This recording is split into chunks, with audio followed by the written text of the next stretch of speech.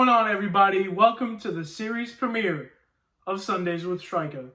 I am your host, Laika Abibi, aka Strika, and thank you guys very much for joining me today. And this has been something I've been working on for the last several weeks and months, and hopefully it's really good, and it gives people an idea of who I am, what I think of certain sports topics, and other things from different points of view and all that type stuff. So once again, thank you very much for joining me, and we'll get right into it. Of course, it's hard to come up with titles for a first episode of a new podcast, and it seems like everybody has them nowadays, but I decided to throw my name in the hat.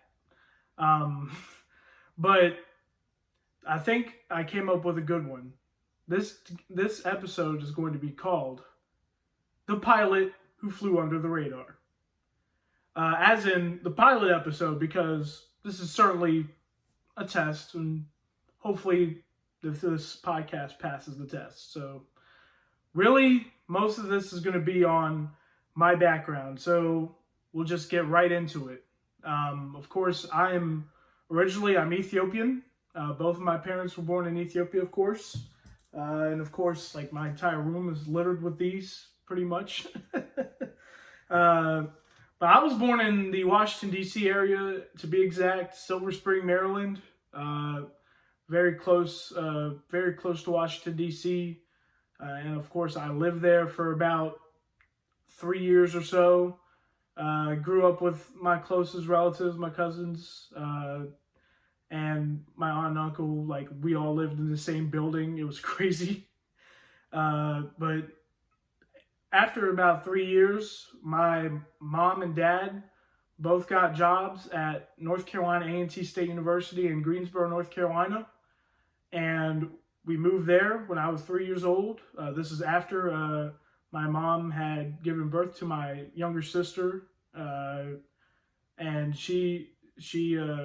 I'll get to her in just a second, and the rest of my family. But we moved to Greensboro, of course, and pretty much I've lived there for the majority of my life so far. Growing up and being raised in the great city of Greensboro, and it's been a really cool experience out there. Of course, we really moved down to North Carolina because, of course, my parents both became college professors, like I said, at North Carolina A&T State University. So pretty much, if I had bad grades, I was in trouble.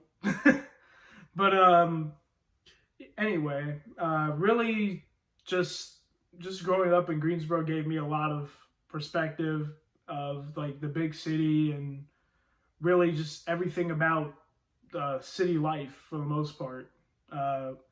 Of course, what's crazy is I ended up going to 3 different elementary schools in my 6 years of, like, primary education, if you guys know what I mean. And it was really crazy just bouncing around from place to place and not knowing where I was going to go, where I was going to fit in. And it was tough to start, but eventually I got around to it and settled for a place called Jesse Warren Elementary School, which is still near and dear to my heart, even though there are some good memories, some bad memories, and a little bit of in between. But it's all good. It's all in the past now, so I can just kind of talk about it now. But really, just trying to fit in was tough for me, because here I am, this kid with the weird name and the African heritage, and really just it didn't really resonate with the people I went to school with, and it was hard for me to really fit in anywhere I went. But I'll get to that in just a second. So yeah, I went to 3 different elementary schools in 6 years. I feel like it was a great experience overall, nonetheless, despite what I was thinking of it at first as a kid. And I mean, I didn't know better. I was this kid, man. I was like 9, 10, 11 years old, like, thinking about this. But really just thinking of growing up with my sister, who always had my back no matter what. It was good to have someone in my corner that I could always go to, even if she didn't want to listen to me. But even if I kept nagging her and all that, but she would always be there for me. And then of course, once elementary school got finished, I started going to private school. All three of the elementary schools I mentioned were all public. But I ended up finishing middle and high school in one place. So it felt like I found a place that I kind of settled into. And that place was Westchester Country Day School in High Point. It was a tough decision to make, to leave and not go to public school close to home and instead go to school 45 minutes away, and I'm including traffic with that because if you're from the Triad, you know what traffic is like in the morning going from Greensboro to High Point. But really just Westchester Country Day opened my eyes to a lot of things, and that's really how I got introduced into sports, introduced into academics and trying to be a good student, which I will admit I wasn't really the best student, and most of it was my doing. Of course, sports is involved in that, so I'll get to that in just a second. But really just trying to find a way to, fit in at a new place, which is really far away. And it was tough to do for a long time. And truthfully, I feel like I didn't really fit in at all. But as the years went on, I feel like I got more acclimated to how things go there. And I think it helped me grow into a better person. And by the way, there's going to be, I might mention a lot of tough experiences I've had throughout this series, so just be ready for that. And I'm not going to be apologetic about it. I'm just going to say the truth. The truth that hurts is always the truth that people need to hear, and that's what I'm here to give. But anyway, really just going to WCDS was a different experience for me. And I went there and I was trying to see if I could be like any of these other people that I was in classes with for several years, and a lot of people went on and did some successful things, and I'm trying my best to be like them. So but either way, really just going to Westchester was a tough decision. What's crazy is it wasn't my mom who convinced me,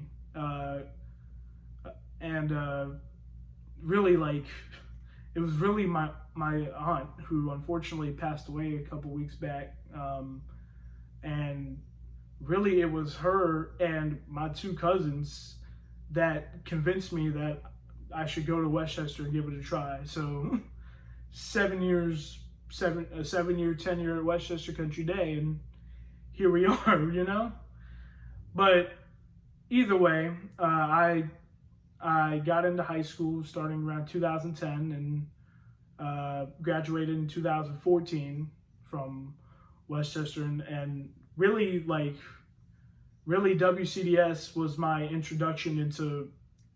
true introduction to sports and everything that went into prep sports and even middle school sports too. I just didn't really know it yet. I got so many funny stories I could tell you. Of course, when it comes to sports and me playing, I barely played. I mean, let's just be real. I was a straight bench warmer every team I played on. I got cut from teams when others that were not as good as me were making teams and stuff. But I was at the middle school level, so it's middle school ball, that happens. But it is what it is. But either way, I was still the ultimate bench warmer, still the greatest bench warmer to ever walk those halls. No one can take that title from me. Um, but really just, uh, let's see, what's a good story I could tell? Oh yeah, my first soccer practice on the middle school soccer team as a sixth grader. And I did not have any athletic shorts at all because, I mean, I really, like, our family, we really couldn't afford much to start because it's hard to pay for a private school that gives you a good education and try to consistently do it over several years. But I mean, it was hard for us that first year, and I walked out onto the field for my first practice in cargo shorts and a polo shirt, shin guards, socks, cleats. That's exactly how I looked. I'm not even kidding. You could ask any person I graduated with, and really just anyone that anyone that I went to school with. You could ask that story, and they'll definitely tell it too. That was really just set the tone for my playing career, pretty much. Really, most of the reason why I didn't really play was because I'm not gonna lie. I wish I had worked harder than I did, and there were a lot of people who worked harder than I did, and I mean, I regret all of that now, and I don't want people to end up like that. So, really, it's just it was really just telling, like, me just walking into my first soccer practice with no athletic gear, pretty much, and of course, I mean, once again, I don't, if I recall, I don't think I made the team. I don't remember if I made the team or not. But even if I did, I barely played anyway. So it wasn't like I was pretty much a practice player my entire career there. And honestly, like, that was really my introduction. And then, I got cut for basketball in sixth grade, but made the team seventh and eighth grade. I played, like, going into high school, like, the soccer team my freshman year of high school was so big that freshmen barely got to play, and I played the fewest games of anybody, despite there being rotations of freshmen that got to suit up and not suit up and stuff like that. But it's all good. It happens. But that was really one of the crowning achievements. Even though I didn't do anything, pretty much, I was part of a state championship winning soccer team my freshman year of high school. I think we're coming up on the 10-year anniversary of that too. So it feels like it's been a while. But really, there's just plenty of experiences I could go to from my time there that I could just highlight, and, like, that's part of why, and I'll get to this in a little bit later, of how I got started writing about sports and covering prep sports. Really just from not being able to play and not being able to be recognized, having no pictures of you playing sports, and then all of a sudden, when it's pretty much too late, they finally recognize you for what you've done, and it just sometimes, like, it feels great, but it stings at the same time. You know what I mean? It's just really, like, you're just like, after all this time, after everything I did, and you're still gonna be this forgiving.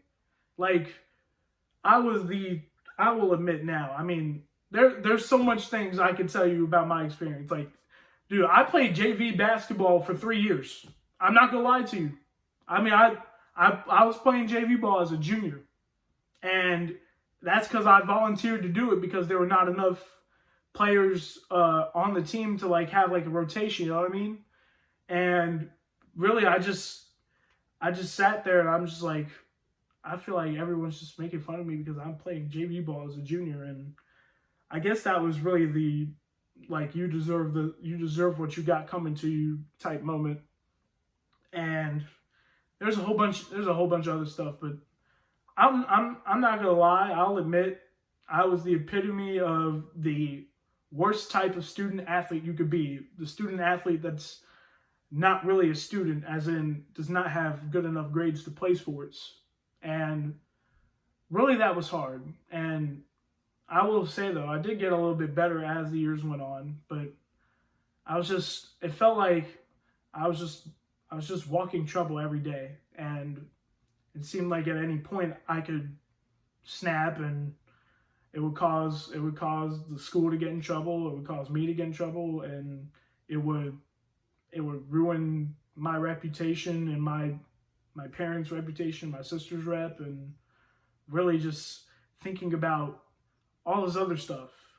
You like it's really, it was hard, and that stuff really helped me like truly get it once I got to college. And after I graduated in 2014, I from Westchester, I attended East Carolina University, and I encountered some of those same problems early on as a college student. Not really the sports part, but well, actually, yeah, maybe the sports part a little bit. Even through like intramural ball, I was always the one who overreacted to terrible intramural refs, and they are terrible. It's not their fault. I mean, they're just college students who barely get the game that they're reffing, and it's not their fault. It's just I don't want to talk about intramural referees anymore. But anyway, like really, just I encountered some of those same problems as a student at the start, and that's what kind of led me to I ended up graduating and getting one of the toughest degrees you could get, a chemistry degree, even though it wasn't truly the field I was really looking for in the end. But then after trying to go through grad school and that not working out, I reapplied, and now I'm back. I'm trying to get a communications degree, which I'm very close to doing. I had the last 2 semesters have been the highest GPA I've ever gotten, and like really just it felt like redemption, but I feel like I still got work to do, of course. But really, just that experience at Westchester did mean a lot, even if some days it was great and some days it hurt. I mean, it was something that I needed, and I feel like ECU made me a better person. And like I felt like I started to get it late into my undergraduate years as a college student, that really I just need to set a foundation for myself and build up something that I can call my own, and really just kind of resonated with me a lot, thinking about it before I really started recording this. And honestly, it was a lot for me at the time, but now it seems like it's nothing, because like there were times where like I used to dread doing papers. Then I went to Westchester. Now in college, like papers are like I could do it in a quick snap. It's just really there are some things I did take away that really helped me going forward. And speaking of writing, how I got into sports writing was in my college years. And at first it was writing for some websites that cover sports from like a fan's perspective and stuff of that nature. And then eventually I got convinced by a good friend of mine named Kai Jones. He convinced me to start writing about prep sports after trying to get me to write for the East Carolinian, which is ECU's newspaper, the college newspaper. And after 3 years of trying, he finally convinced me. And from there, it's been an incredible experience getting to cover prep sports all over the place. I mean, you can name pretty much anywhere on this Fab 40 shirt. Shout out to Fab 40. Pretty much anywhere on this shirt, if you could see it, that's probably where I've been. At least most of that stuff on the eastern and northeast part, So, either way, like covering prep sports has been an incredible experience over the last 3 years. From covering at the Kinston Free Press to Noose News, and then a little bit of ENCMoments.com. Shout out to Junior Smith III for that. I kind of contributed a little bit with that. The Daily Reflector, Goldsboro News Argus, and Washington Daily News are the other three that have really helped me like contribute to the newspaper industry, even in this trying time. I mean, it's hard to be in media, period, but even in like specifically, it's hard to be a full-time writer at a newspaper in any subject. So really that's really a blessing that I'm able to like do freelance work and be able to see all these different areas and showcase the prep athletes that are in the eastern part of the state, in the 252 and the 910 area codes. And it's something I'd like to do for a while, as long as people would love to have me here, and as long as I'm able to be here, I'd love to do it. Really just like the sports writing part of it was kind of just a bonus, because I could really write, and it's about a subject I love writing about.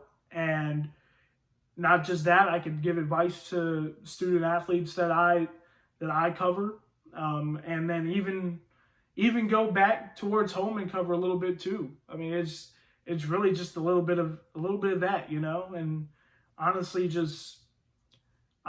really, it's really brought me back to why the parts that I love about high school sports, and at the same time, it has brought me back to a little bit of the things I didn't like, and I'll admit, but it's more of the things I like, and that's the good thing. But really, the reason why I started writing, and I also do photography and videography now. Of course, the videography part I've had a lot, and the photography part I've had a lot of good influences there. I can name them all, but I mean, Bud Hardy's one, of course, and he's really the one in this area that I've really learned a lot from. But really, just the reason why I do this is because I don't want any kid to feel left out, and I want their voices to be heard. I want them to have a platform so that people can know who they are and how talented they are. And it doesn't matter if you're going to play a college sport and you're going to probably start right away, or you're not going to play after high school. Like, people need to know how great people are, you know?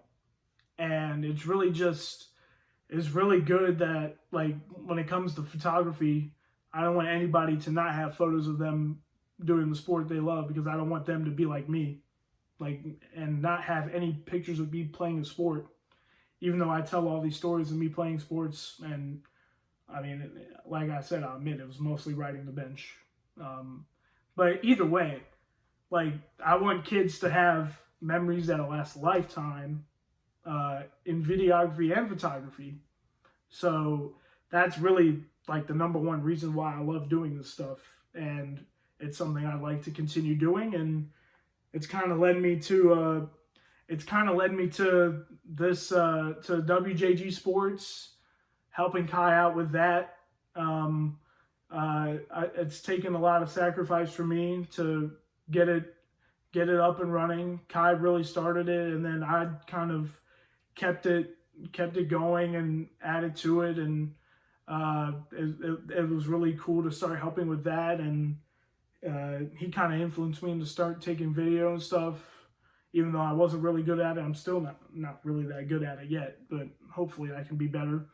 But really, like, it was just trying to figure out, how good am I at this, and can I get better at it? And now that I understand I can be really good at this, and it's not too hard to make video highlights and stuff, that really I feel like I can expand my own brand and myself. And that's kind of what led to this podcast. I wanted something that was for me, something that I could call my own, something that you will get the full and honest truth from me, even if it hurts, even if you don't want to hear it, but you need to hear it. Everything from sports to everything that's going on right now.